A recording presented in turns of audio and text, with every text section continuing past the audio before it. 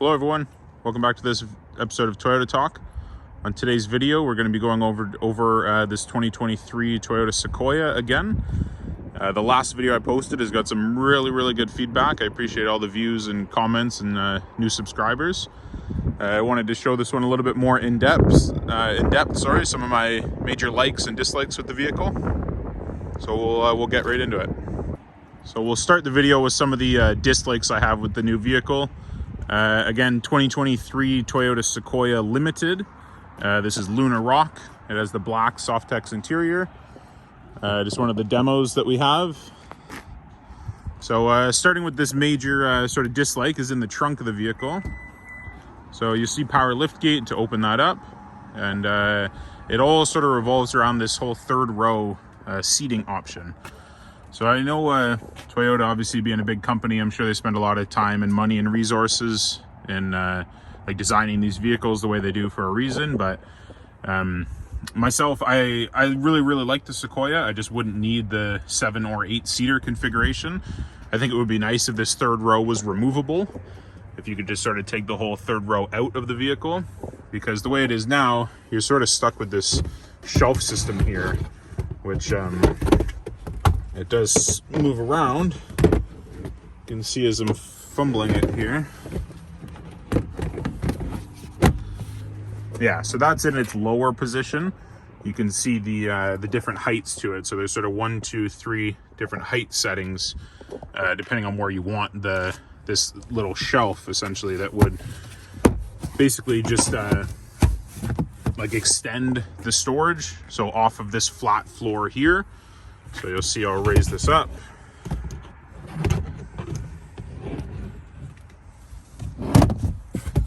So like that. So that's basically having a flat floor. And then this little lever here, you can pull and move the seat back and forth. So just sort of adding a little bit more strength to it. And then you'd have some more foot room, basically, if someone was actually sitting in this seat here. So then now you can fold it upwards. They're power adjustable, the seats. You see it's just one touch. So the seat will lift up into place now. I shall put this one up the way it is now. So again, this is like there's probably about a foot of space or so behind that seat right now. And then this other portion to the back seat, so sort of the 60 and then the 40 side, you can see it's forward all the way. So now that's what that spacing would look like. And then here, that's maybe when you would want to lower this down to the lower level. Or there is actually the highest level. So having it up here. So just sort of splitting storage, right? So it depends what you have back here, as well as these pieces actually just lift up and out. So you can move them around. You can see the different notches sort of all along for where you would want those. There is an outlet back here, which is really nice. A lot of the newer SUVs and trucks and stuff will have that. But yeah, it's, again, I'm sure Toyota did spend a lot of time and energy and resources in designing this the way they did for a reason, but it's just sort of a tough situation, I guess, trying to maximize space and size. This one being a hybrid, some of the hybrid batteries are sort of stored underneath like these back seats here. So they have sort of a high load floor because of that. And just the way the rear end design, like the rear wheels, the axles, things like that, you can see. Rear tire. And then because it's a solid rear axle, so you can see the rear differential there. I think that's just sort of taken away from some of the storage that the vehicle has instead of doing an independent rear suspension. So this, again, this is the only Sequoia of the new generation that I've actually sort of seen up close in person, and it's a limited model. So in Canada, the features will sort of come standard on most of these vehicles. So this one you cannot get the tow mirrors with. It just comes with the standard size mirror. However, the tow mirrors themselves, I'm really not a fan of just sort of how big they are.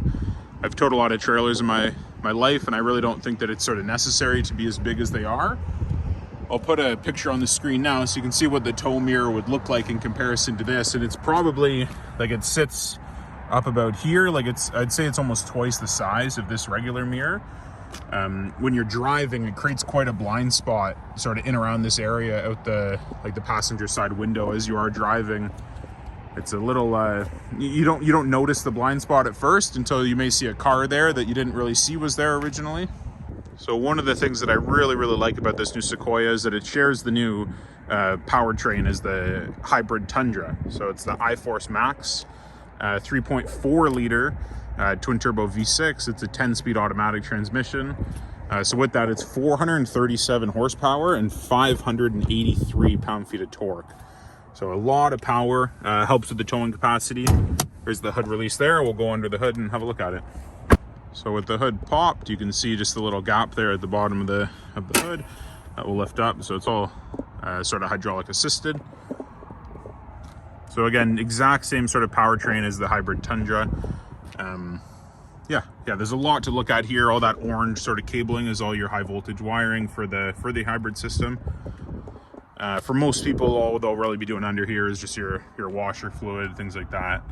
But yeah, your washer fluid, your air box on the one side, and then on the other side there for your air filters, you can see your coolant overflow there, as well as in the back.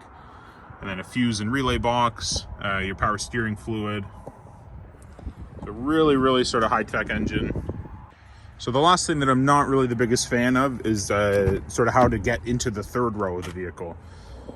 So again, there's like a few different ways of moving this seat, but this one, because it's a bench seat across, the Platinum and Capstones would have a captain's chair. So there'd be a pass-through right in the center here. So it'd really help if you had like a child seat here that you can just pass right through the middle. But this one, the way it would be, there's a lever here that will tip the seat basically all in one motion. So obviously having a child seat here, if it's in place there, that wouldn't work. So if there is a child seat there, you would have to basically remove the seat to get to the third row, which can be really inconvenient for a lot of people. And then moving into the third row, there's actually levers here to split that leg room again now between the third row and the trunk area. And then here you can actually fold the seat down, little button on the side there.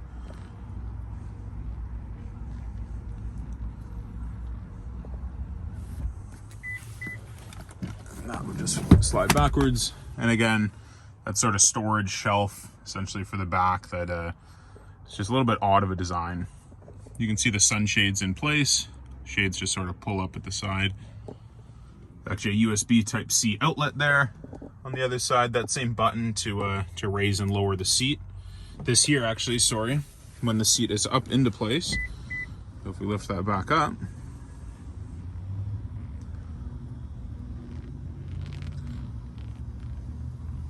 so you can see the graphic, that is actually raising and lowering the whole back of the seat. Whereas this here will adjust the actual incline. So you can just recline the seat back a little bit or have it more upright if you wanted. So that there is now sort of in its full upright position compared to the other portion of the seat is a little bit more reclined.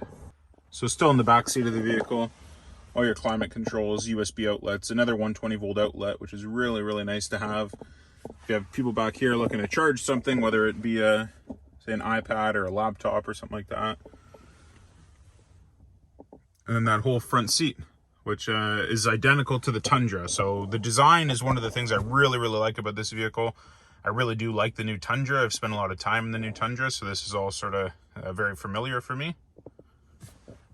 But we'll get in the front and just go over a couple other things that I sort of like and dislike. So one of the other main things that I really like is just the whole layout of the interior. So this touchscreen, I really do like I'm very used to it by now. And we'll turn the vehicle on. So a digital gauge cluster. Those couple beeps, that's just from the dash camera that's been installed in the vehicle. Turn off the climate controls. And yeah, so now that the screen is in life, you can see all your radio. So for your Sirius satellite radio, it'll come with a 3-month trial of SXM radio. Your AM, FM, again, SXM at the bottom, your favorites. Wireless Apple CarPlay, wireless Android Auto. That's a really awesome feature. I'm really used to that now. I find a big difference when I'm driving a vehicle that doesn't have that. All your climate controls there. You can actually hear the fan on in the back, so we'll turn that off.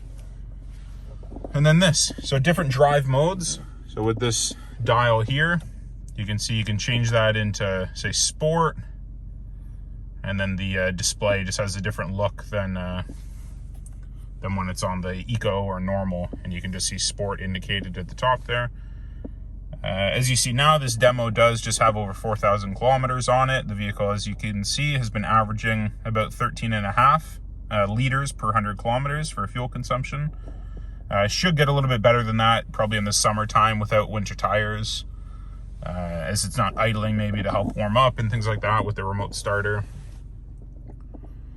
But yeah, it does have what's called a cloud-based navigation. So Toyota now, like most other manufacturers, they do have sort of a subscription service for a lot of features, including the navigation, the remote starter. Those are sort of the two main ones.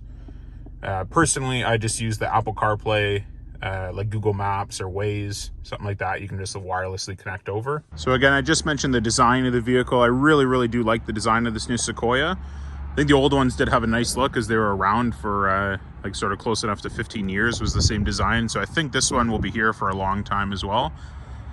One thing I'm not really the biggest fan of on this limited model is just this lower valence here. So it does help with aerodynamics, fuel economy, as well as just sort of like control when you're on the road. It helps direct the wind around your tires, so you don't have as much sort of pressure on your steer wheels. But some of the other models, the TRD Off-Road and TRD Pro, wouldn't have that extra valence, so I think those ones just have a bit nicer of a look to them. The running boards are fairly functional. This one just being a little bit higher, doesn't quite as high as the Tundra does, but really nice step to use. Really nice step to use to actually get in and out of the vehicle. And yeah. I know I hear a lot of people, they don't like the rear end of it. I've seen in some of the comments on my other video that I did. I really like the look. Personally, I think it would look good if the vehicle were all black. I think it would look a little bit better. That's just my preference. I just like black vehicles. This Luna Rock is sort of a funky color, sort of quirky, I guess. So it's cool to see it. But if I were to actually own and drive, I think personally I would choose either black or white, or maybe gray or silver even. But again, just a preference, right? You can get black badging, so if all this were all blacked out, this piece here would be nice, again, if it were a blacked out look, just to sort of match everything else. Because this down here, you can see it's not quite chrome, it's more of like a silver color. That little sign there, that's just for your kick sensor for the trunk.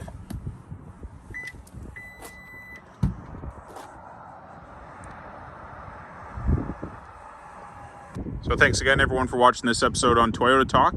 As always, this is Clayton Bannon, one of the sales managers here at Orangeville Toyota. I just wanted to sort of highlight a couple likes and dislikes about this vehicle. As I mentioned, the other video I posted got a amazing feedback. Really happy with all the views and comments and new subscribers, as I mentioned. So if you have any questions about this one or any other specific Toyotas, let me know in the comments below. But again, feel free to like the vehicle and subscribe, because there'll be more videos coming soon.